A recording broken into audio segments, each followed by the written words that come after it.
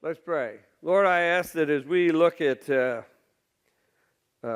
biblical evidence and the biblical statement about how to deal with enemies and how to handle forgiveness in terms of our lives and some of that, as we look at David, I pray that you would give us the kind of stuff that we need in terms of our daily life as well. In Jesus' name, amen. The scripture for tonight is 2 Samuel chapter 16, verses 5 to 13, and then chapter 19, verses 16 to 23. They're connected together, and I'm going to just read them first so that we get those on the record, and then during this thing we'll kind of walk through both these scriptures at different points in time. When King David came to Bahurim, there came out a man of the family of the house of Saul, whose name was Shimei, the son of Gera, and as he came, he cursed continually. And he threw stones at David and at all the servants of King David, and all the people and all the mighty men were on his right hand and on his left. And Shimei said as he cursed, be gone, you man of blood, you worthless fellow. He's talking to David now, king. And this is when David is running away because Absalom has run him out of town, basically. The Lord has avenged upon you all the blood of the house of Saul, in whose place you have reigned, and the Lord has given the kingdom into the hand of your son Absalom. See, your ruin is on you, for you are a man of blood. Then Abishai, the son of Zeruiah, said to the king, why should this dead dog curse my lord the king? Let me go over and take off his head. But the king said, what have I to do with you, you sons of Zeruiah? If he is cursing because the Lord has said to him, curse David, who then shall say, why have you done so? And David said to Abishai and to all his servants, behold, my own son seeks my life. How much more now may this Benjaminite? Let him alone and let him curse, for the Lord has bidden him. It may be that the Lord will look upon my affliction, and that the Lord will repay me with good for this cursing of me today. So David and his men went on the road, while Shimei went along on the hillside opposite him and cursed as he went and threw stones at him and flung dust.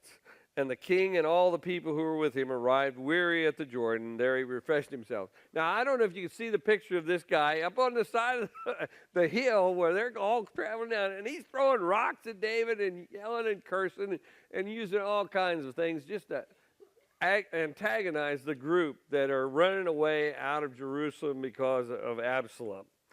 Now, that's the first picture. Now, you turn to chapter 19. Verses 16 to 23, because this is one of those places where I'm giving my expert ability to show you how these things connect together, because if you don't connect them, you don't get the full picture.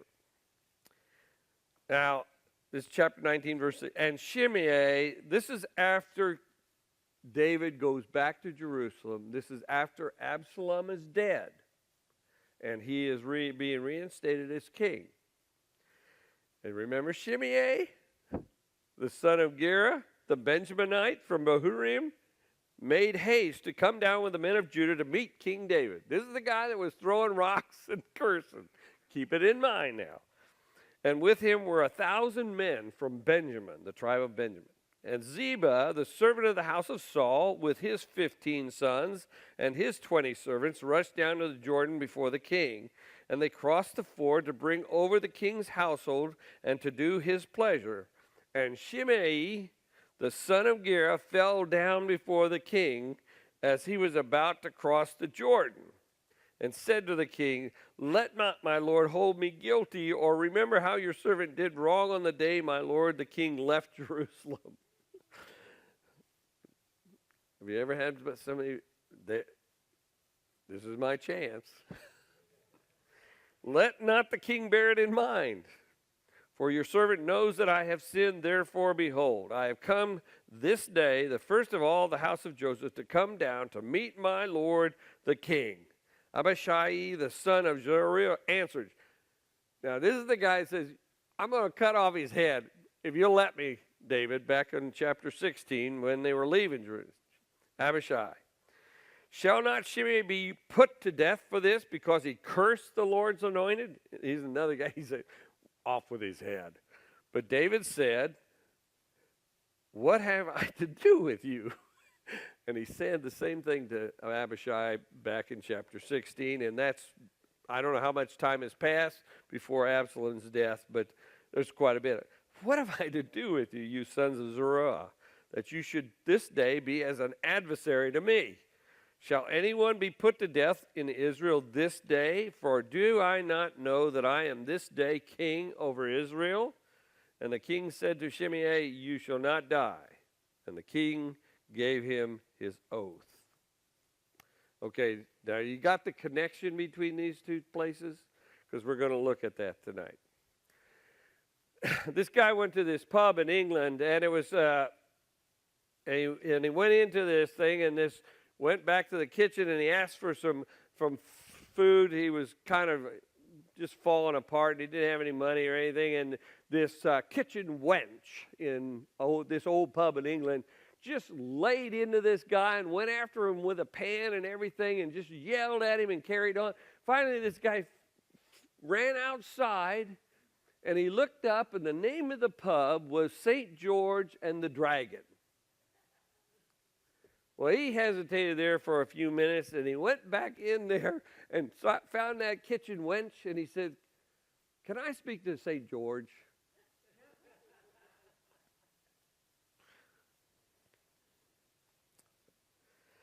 He got chewed out and looked up, and I need to talk to the St. George instead of the dragon. I want to talk about getting past the dragon in all of us, about forgiving people. One of the movies that I always like, and I've seen it probably a half dozen times on TV, bits and pieces of it, is Me, Myself, and Irene, where Jim Carrey is got two different personalities, and one is just as mean as a snake, and then there's then himself. And I think about that because in all of us, there seems to be this broken piece where we're separated. And if you catch me on the right day, you can get the dragon. I try not to do it around you very much, but Berta knows what I'm talking about in terms of the dragon. The dragon in all of us. We don't like to talk about it, but we can get pretty savage. We can get pretty mean, and we can be pretty tough on other people, especially with little things that happen to us around the house. Now, I want you to do something tonight. This is you don't have to tell anybody this, but I want you to make yourself a list of people, if they were to come in here tonight and sit down in here where you could see them, and it would curdle your insides a little bit if they were to show up. I want you to make up your list. Surely you can think of somebody. Everybody's got, what's that Frank Sinatra song? Everybody's got some, or is it Dean Martin? Everybody's got somebody sometime, right? I just want you to think. Now, some of us have longer lists than others. But if this person were to walk in here and sit down in here, that it would either curdle your stomach or you'd ready to commit murder. I'm asking you to do this, really. Think about it. Who would bug you to no end if they walked in here tonight? Because this is real. This is where you get it out of the book and you start applying it to your life. Because I want you to think about that person or groups of people or a number of people, because that list might be important because it's practical in terms of who you are. I want to talk about enemies and forgiveness tonight. And this is a real book, and this is a real stories here about David. This is real stuff. Now, we know that David is a man after God's own heart. We have watched him fail as a human being and sin mightily, but we've also seen him do some incredible things in terms of how he has lived his life. But He's a man after God's own heart, and he has some broad shoulders at times, and he has some ways about him that can be really helpful in terms of us. Now, I want to talk to you about forgiveness because most of us have three basic responses instead of forgiveness. Most of us do. When you're reading the story of David and stuff like this, another thing that we're doing, this is not child's play here tonight. This is not child's play that I do in Bible study. Not like when the kids learn about David in Sunday school. This is about adult faith. This is about adult thinking. And if your relationship with God is not adult, then it hasn't filled out and it's not really real if you keep it in the childhood. But this is real stuff here. Three responses instead of forgiveness, unconditional forgiveness. One way that we forgive people is conditional forgiveness. It goes something like this: I will forgive you if you do this or this happens or something goes on.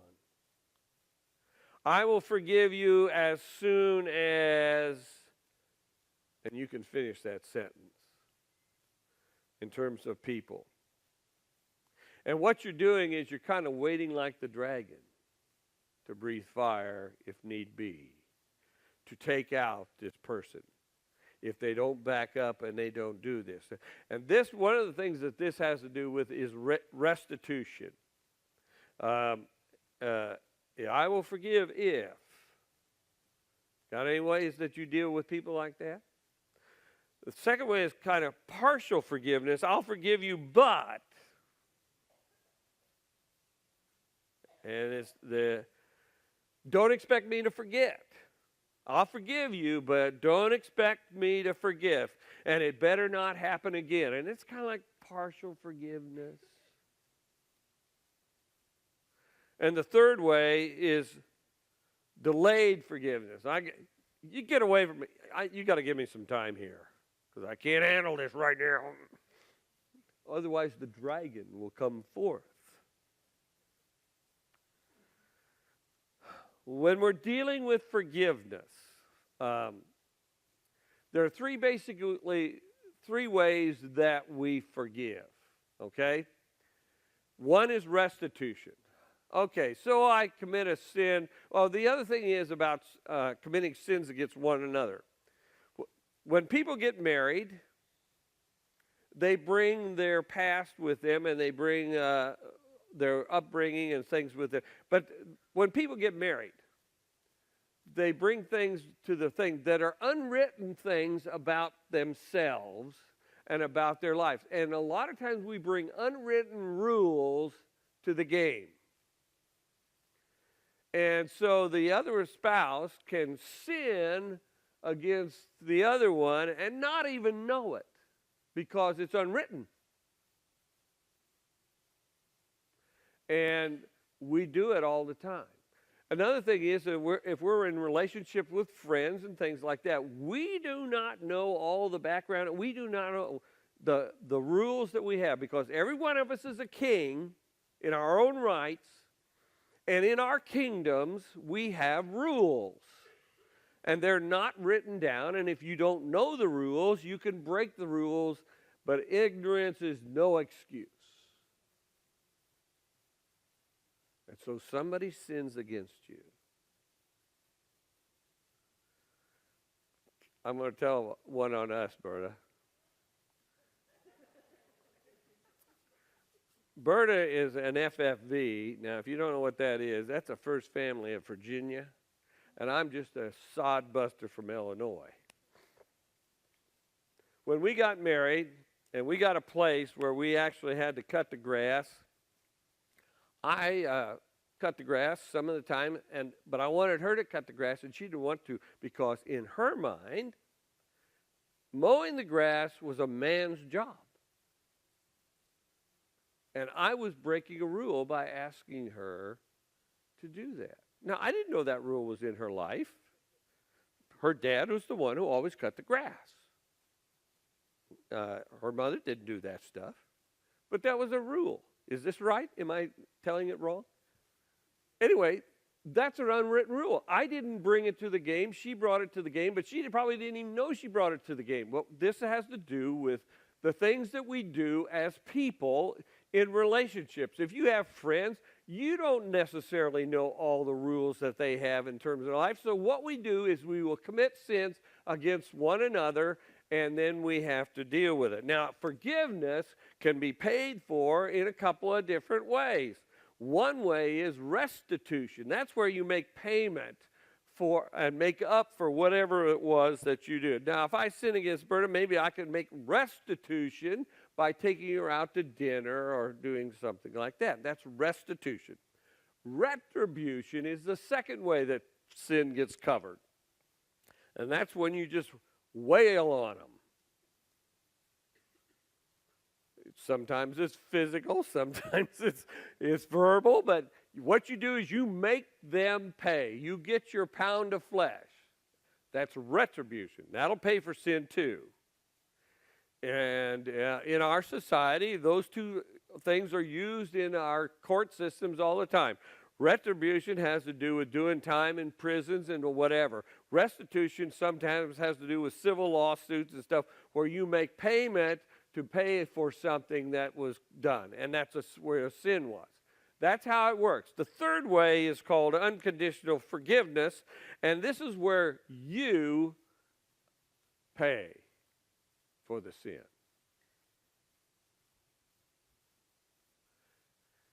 Now, we talk about this in terms, I don't know if you've ever seen some of these old, they have them in movies about sin eaters. If you know anything, there's a form of Christianity that kind of leads into that, where a person is designated as a sin eater. Well, in fact, what we do when we forgive somebody, we eat it, literally.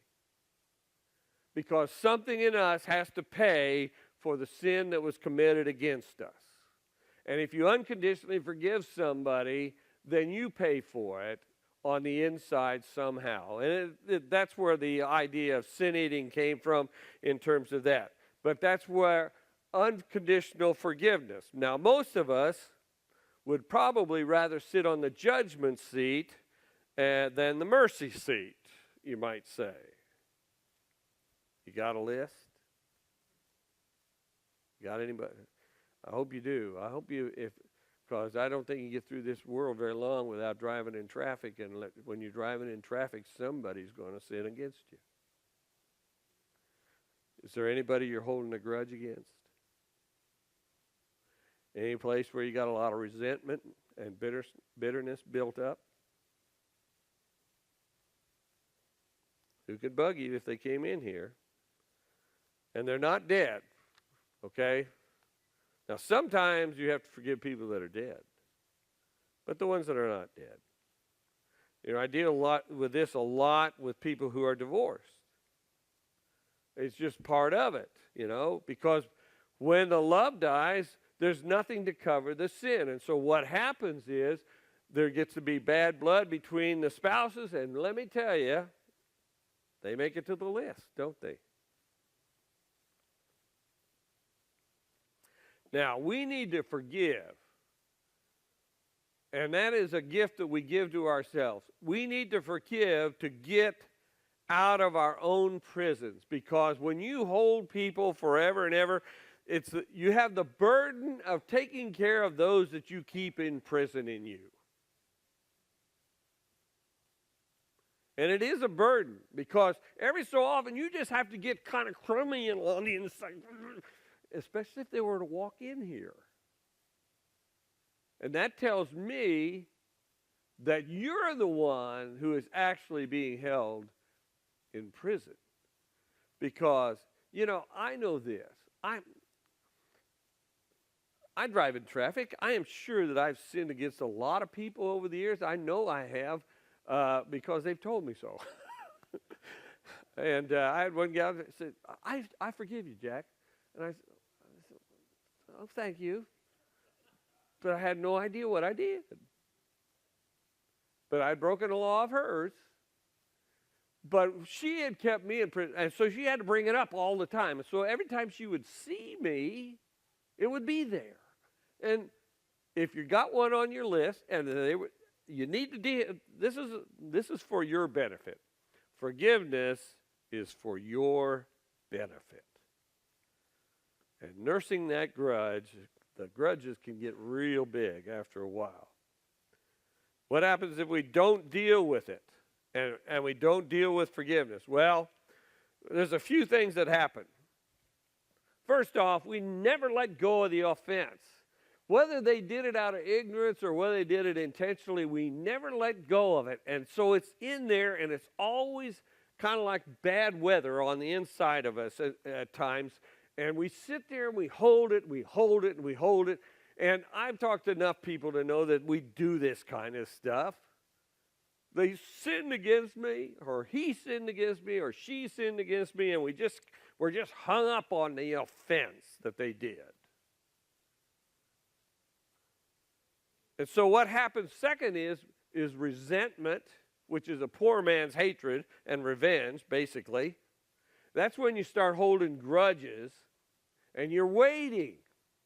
When you're holding a grudge, you're waiting for that time and that chance to really get your pound of flesh. And it comes in resentment, because resentment, you can't really get it done. So this is a poor man's revenge in many ways. And it's what we talk about in terms of grudges. The third thing that we do, if we don't let this stuff go, is revenge. Because occasionally, we do get to that place where, I have a chance here to get my pound of flesh. And we do it.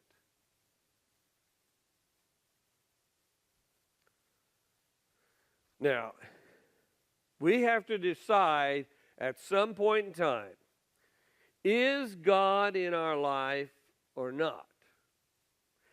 Does he care how we conduct ourselves in this life or not?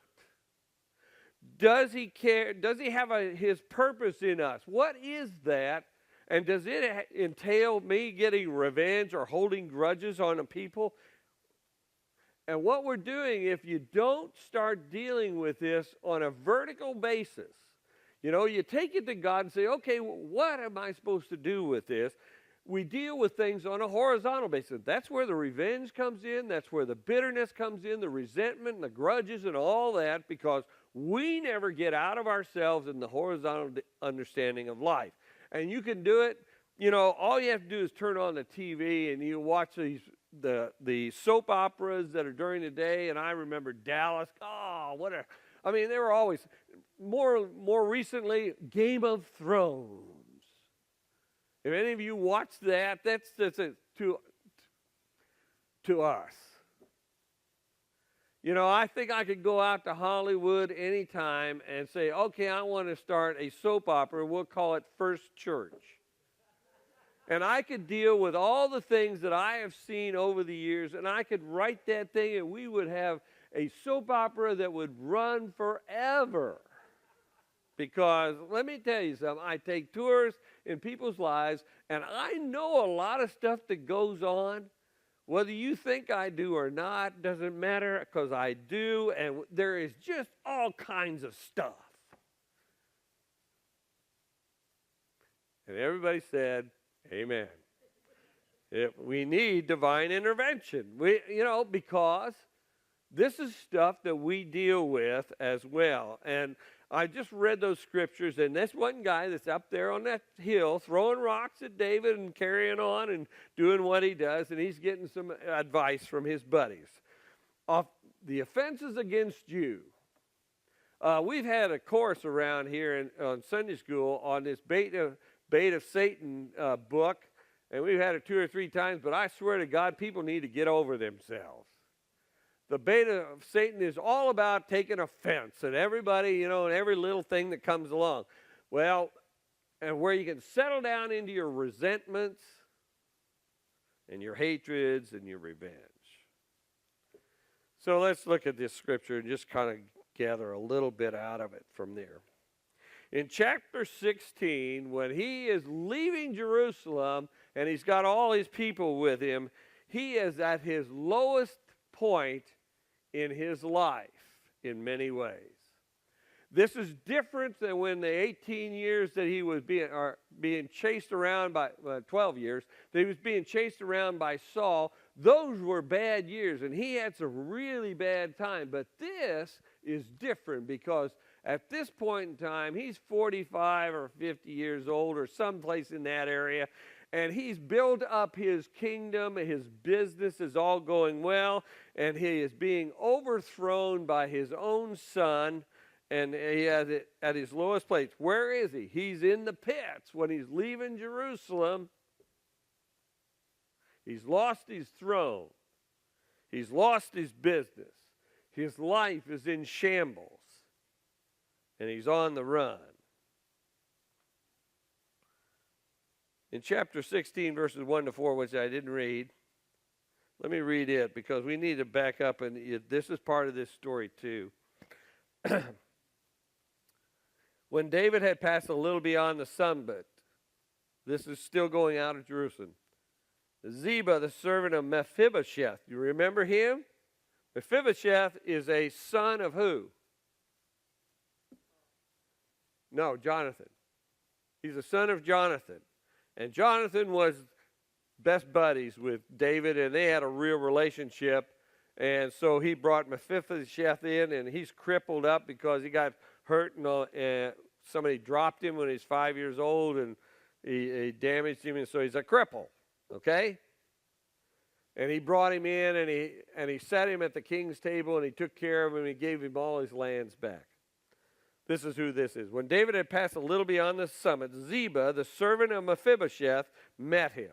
Now, with a couple of asses saddled, bearing 200 loaves of bread, 100 bunches of raisins, 100 of summer fruits, and a skin of wine.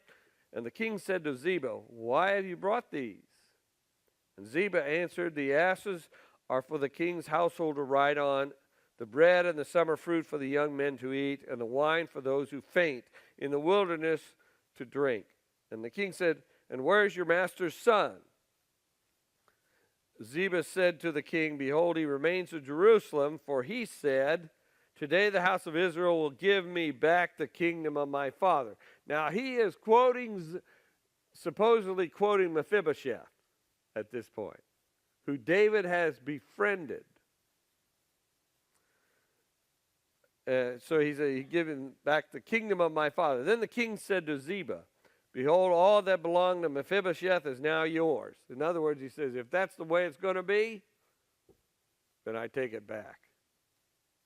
And Ziba said, "I do obey." I said, "Let me off ever find favor in your sight, my lord the king." Now remember this little bit of scripture too, and then he goes out and the guy's yelling at him and carrying on.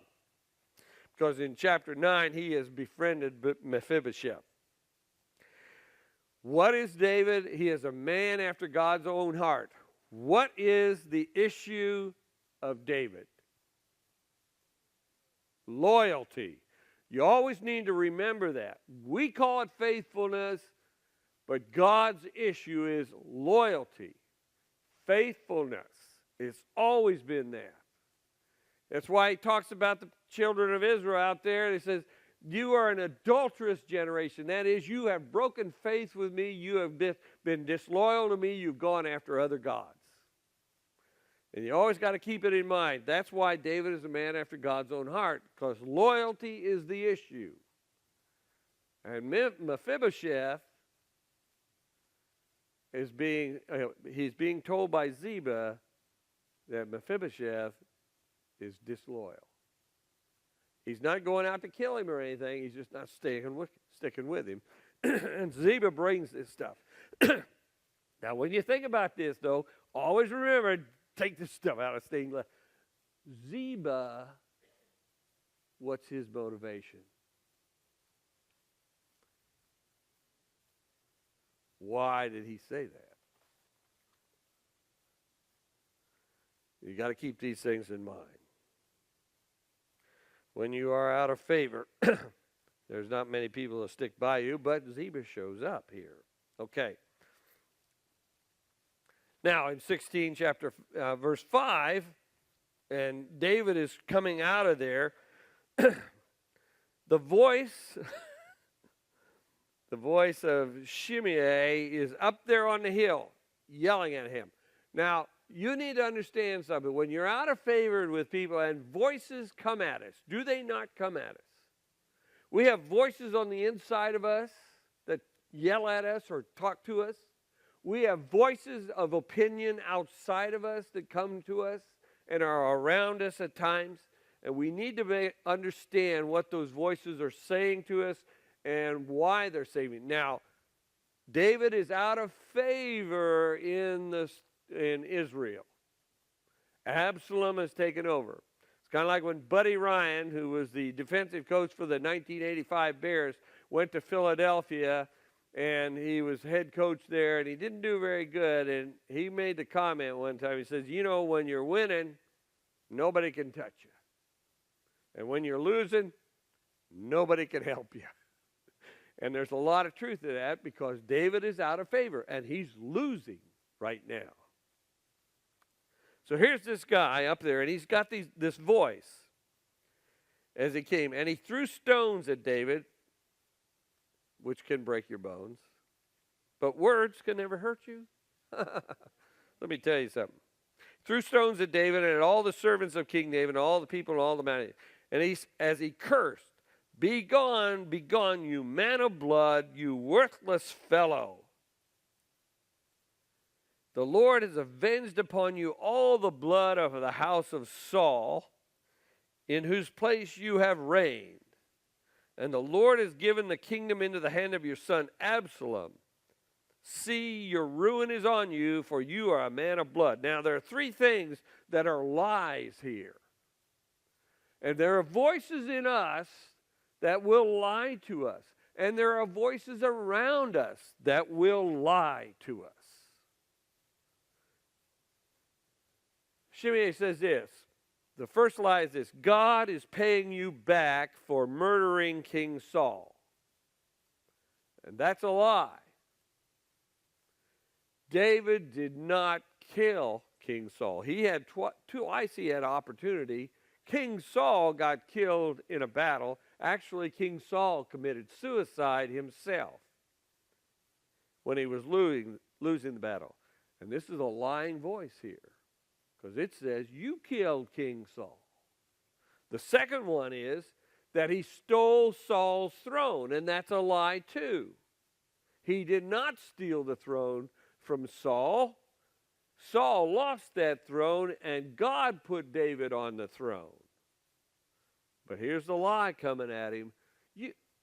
You're not supposed to be where you don't get this stuff. This is not for you. You're a bad guy. And it's a voice. And it's a lie. And the third lie here is the Lord gave your kingdom to Absalom. And that is a lie because God did not do that. God told him, you're the man, you're the one who is going to have his throne from here on out in Israel. And this is a lie. Absalom took it upon himself to try to steal the throne from David. And you need to understand that there's lies that come against us,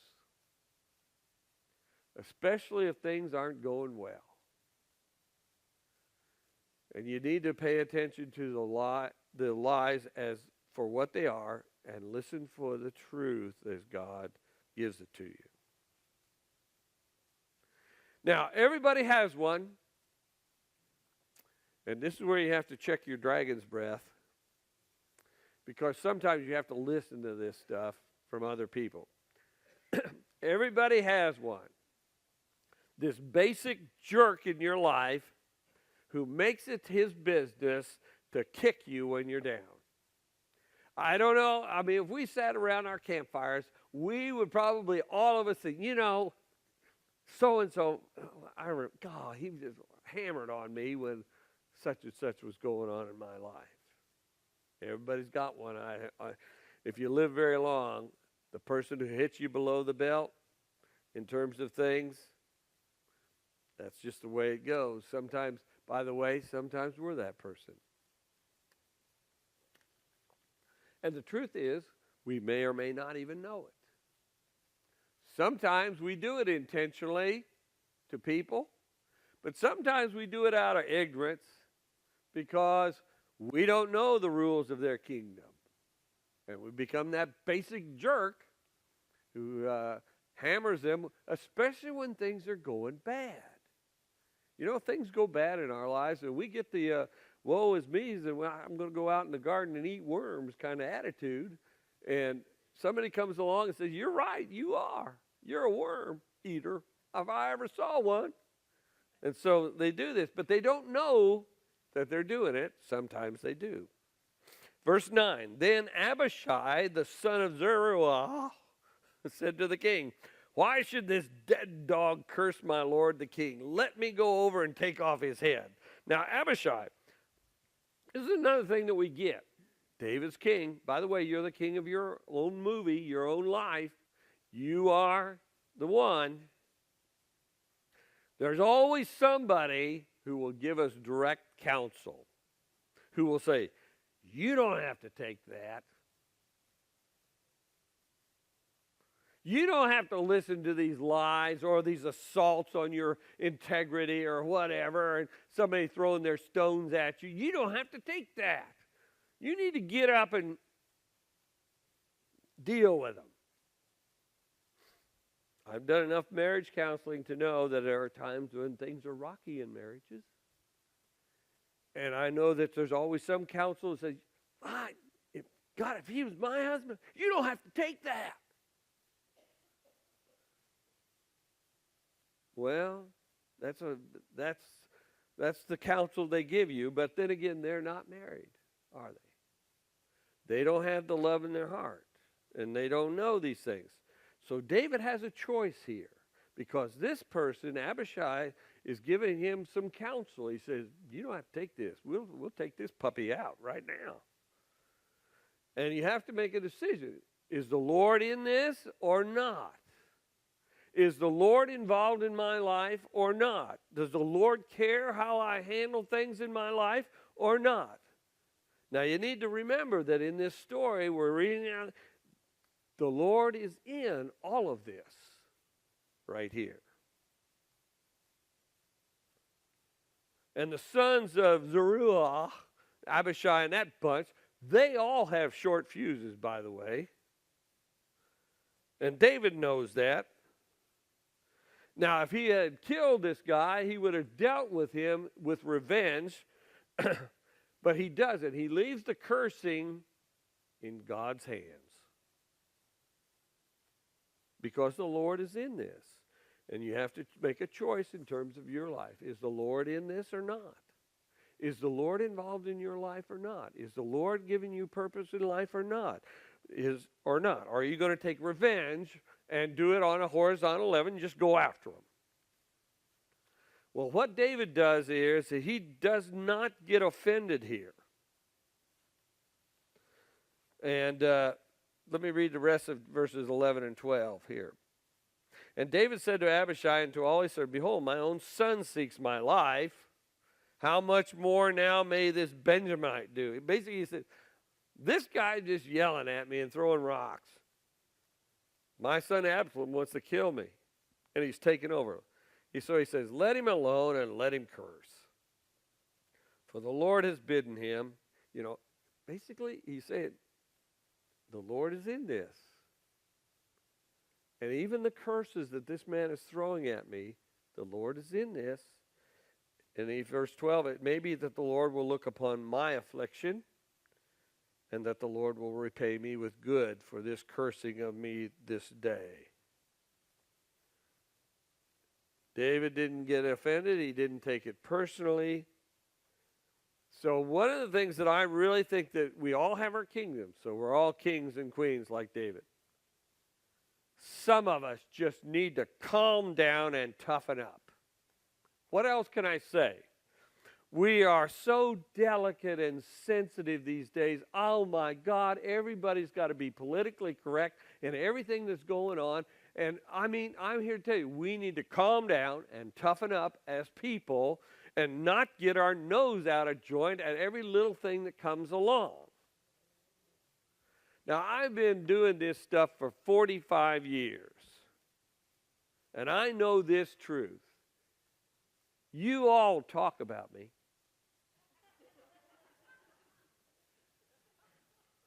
And I dare say it's not always kind. I'm going to ask for an amen in a minute. I know this, okay? Because I'm in the public, and I'm always dealing with people, and I'm always out there, and I know this.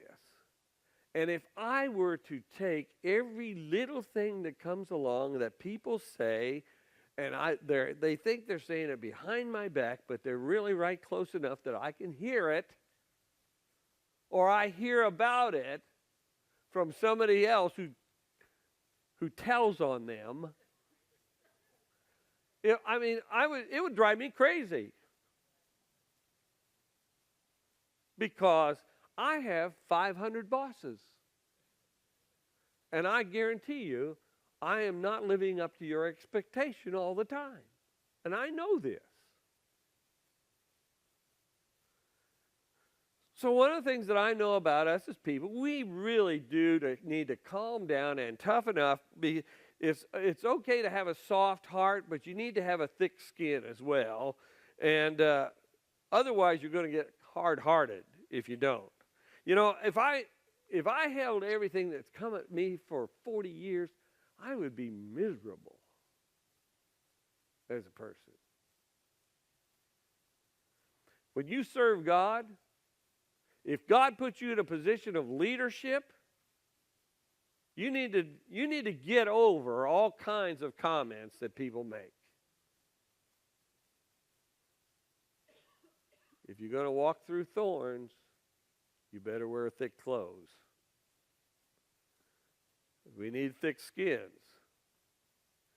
One time, David Rockefeller, who is the head of Standard Oil, this guy came in and told him, he said, this guy here that works for you made a $2 million error. Now, this is back when $2 million was like $150 million now, okay? And this guy made a $2 million error, and everybody got scarce. Except for one guy. He came in and he kept his appointment. Rockefeller heard about this error that this guy made, and he started talking about it. He says, this guy's got a lot of good qualities. He's got good points. And really, he's a pretty good person who works for me. And I really believe that those qualities and everything about him outweigh the error. And he forgave him. I'm here to tell you, for some of us, just a comment will happen. And we get all pushed out of shape over this thing. And the reason is we keep the horizontal focus always, and we forget about the vertical focus, and we need to forget some of the things that people say about us because they're just doing it on a whimsical basis anyway. But we get all pushed out of shape, don't we? For one little mistake. I've seen people write other people off for one little thing. I think that is evil. I think that is stupid too. Because people write their friends off because they just don't quite agree with you at this point. And I'm going, really? You know, we need to get over some of this stuff. Some people, we just think horizontal. We think the only thing God is good for is answering doctrinal questions or something. I don't know, but we just forget that there's a vertical action that's taken. Some of us, with our friends, our kids, our parents, our spouse, the pastor, people in the church, we could dangle them out there for weeks for one little thing that they've done, and we just hold that stuff, and the bait of Satan is real. We take offense at some of the stupidest little things that come our way, and we lose friendships because of it. We need to get over ourselves and toughen up. And David is a real good example of this. This guy's up there throwing stuff, and he says, no, we're not going to worry about him. He says, everybody's got an opinion, and he's got his. And who knows? He might be right. Yes. Horizontals, you only think from strictly this life. You don't think about God at all, involved in anything. You only think about it from this life. Go watch Dallas. That's a pretty good indication of that. Anyway, chapter 19, we skipped over there, and this is the second half of this thing. 19, verse 16. And Shimei the son of Gera. Now, this is after Absalom has died and been killed by Joab. So this is the day of re-coronation, you might say, for David. And in verses 16 to 20, we have this guy. And Shimei, this is the rock-throwing, cursing man, the son of Gera, the Benjaminite from Bahurim, made haste to come down with the men of Judah to meet King David. And with him were 1,000 men from Benjamin. And Ziba, the servant of the house of Saul. Now, Ziba is the guy that takes care of Mephibosheth. Got it? With his 15 sons and his 20 servants, rushed down to the Jordan before the king. This is a re-coronation that's taking place. And they crossed the ford to bring over the king's household and do his pleasure. And Shimei, the son of Gera, fell down before the king as he was about to cross the Jordan, and said to the king, "Let not my lord hold me guilty, or remember how your servant did wrong on it." Oh my God. Then let not the king bear it in mind. For your servant knows that I have sinned, therefore, behold, I have come this day, the first of all, the house of Joseph, to come down to meet my lord the king. And there it goes in terms of that. Well, three of the hardest words to say are, I am sorry,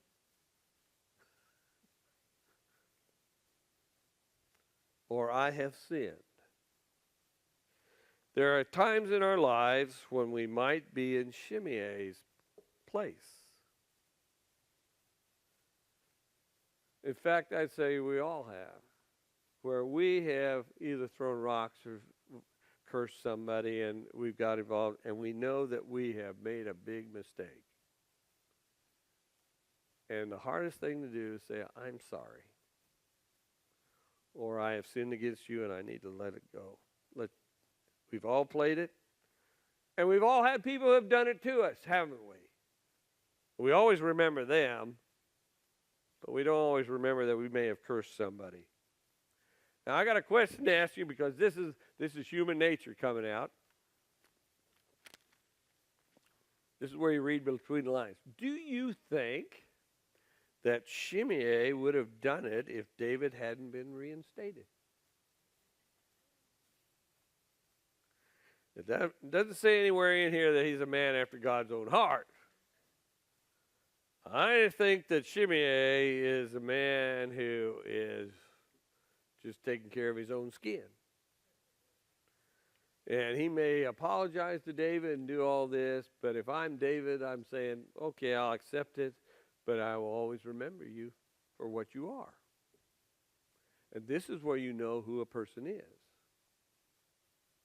He did apologize, though, but he did it to save himself. Now, you have a list, don't you?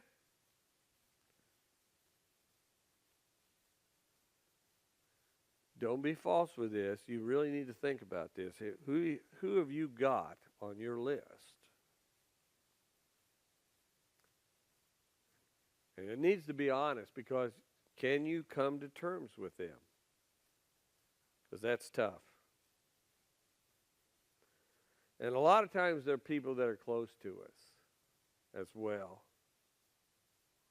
And sometimes we're the ones who have done it to somebody else. And it's gutsy stuff, this forgiveness thing, in all of our lives, where we have sinned against others or where they have sinned against us. Now, how are we? How we are? Well, our pride will say to us, well, I never did anything wrong, so I'm okay and I don't have to worry about this stuff. And we say that we're okay. We don't need to say we're solid. We don't have to acknowledge it or apologize to anybody.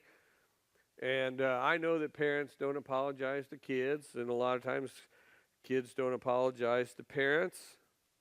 But I know this about parents. When you look at your kids, just remember that kid is a person. And it doesn't matter whether that kid is 5 or 45. Now, David could be indifferent in this. You can do this. You can kill people on the inside in terms of yourself. You can get a rage going inside of you that can actually kill them, and they become a non-person to you. You can write them off in terms of that thing.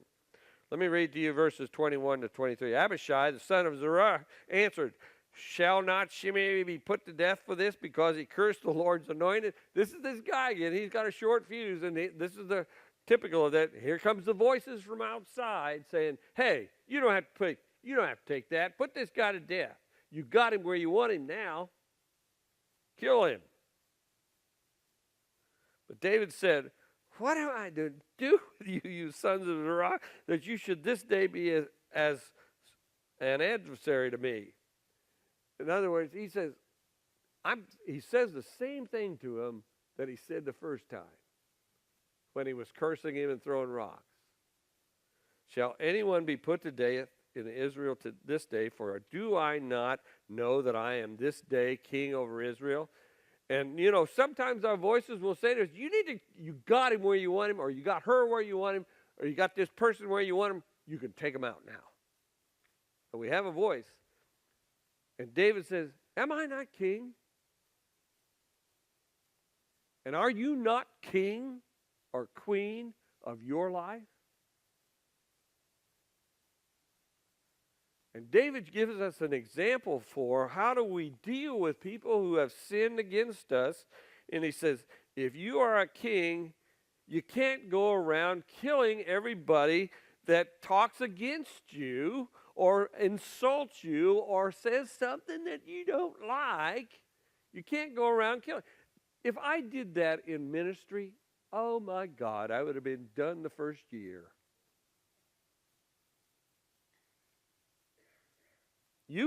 Everyone has an opinion. I know this. And if I don't listen to the Lord in terms of the ministry that He has given to me, and in terms of how I'm supposed to exercise my calling with people, and I'm not perfect in this. I can be a sinner just like anybody else, and I don't have the wisdom of all the ages or anything like that. I do not have God's knowledge of everything. But I do know this, that if I listen to those voices and I had opportunity to kill them, I wouldn't be in the ministry very long. And if you've got people in your life who speak against you or say things you don't like, you can't go around killing everybody that comes along who offends you. And Shimei's talk against David seems like a dragon to him when he's going out, but he's just a lizard, you might say. Vertical focus. That's where you ask the questions. God, have you got a purpose for me in this world? What am I supposed to do in these situations? You talk to God. You are a spiritual king of your kingdom here on earth. And David is a spiritual king who does some flesh things, and we've walked through some of those horrible things that he has done. And but we know that he lets this stuff go. What am I doing on time? Okay, number one, forget things said. Don't take offense.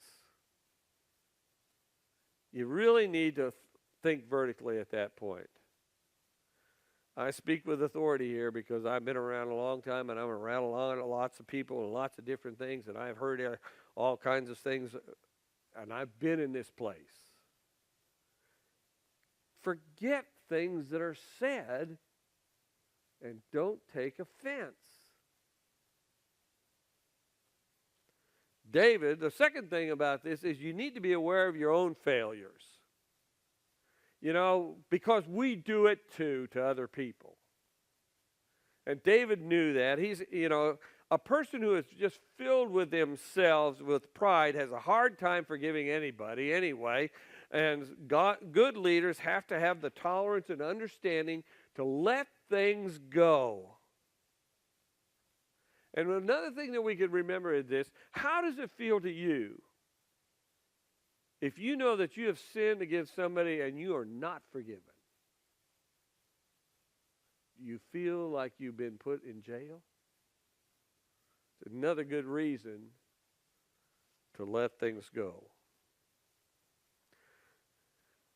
A couple final things here. Verses 24 through 30 is Mephibosheth. Now, you got to remember Mephibosheth. That was the first 4 or 5 verses with Ziba. And you got to go back to chapter 9 to really hear the story of Mephibosheth. Now, you have to wet your lips to say it. And Mephibosheth, the son of Saul, came down to meet the king. He's actually not the son of Saul. He's the grandson of Saul. He had neither dressed his feet, nor trimmed his beard, nor washed his clothes from the day the king departed until the day he came back in safety. Which tells me something about Mephibosheth. That he might have been in mourning because David had been run out of town. Keep it in mind. Ziba said some things about Mephibosheth. And when he came from Jerusalem to meet the king said to him, "Why did you not go with me, Mephibosheth?" In other words, he said, "Why didn't you leave with me?" And he answered, "My lord, O king, my servant deceived me. For your servant said to him, 'Saddle and ass for me, that I may ride upon it and go with the king. For your servant is lame. He has slandered your servant to my lord the king.'" He said, Ziba slandered me before you. "But my lord the king is like the angel of God. Do therefore what seems good to you. For all my father's house were but men doomed to death before my lord the king. But you set your servant among those who eat at your table." Now, this is a reference back to chapter 9 when he called Mephibosheth in. "What further right have I then to cry to the king?" And the king said to him, "Why speak any more of your affairs? I have decided. You and Ziba shall divide the land." And Mephibosheth said to the king, "Oh, let him take it all, since my lord the king has come home safely." One of the things this is the wisdom of a king. What you got here is you got 2 guys. You got Mephibosheth and Ziba. Ziba has lied about what Mephibosheth thinks and why he didn't. But Mephibosheth did not go with David. And the wisdom of the king, he knows that both of these guys are lying to him. So what he did was the inheritance that he gave to Mephibosheth, he split it between Ziba and Mephibosheth here. Because both of them are not telling the whole truth in terms of things. Ziba was probably pulling a fast one on Mephibosheth in terms of this stuff.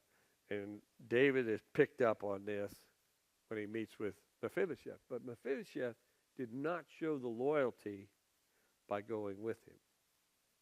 And it's just under the radar kind of stuff. So what do we learn? Well, a couple of things is that you need to have rhino skin every so often. Make me like Jesus. Give me rhino skin.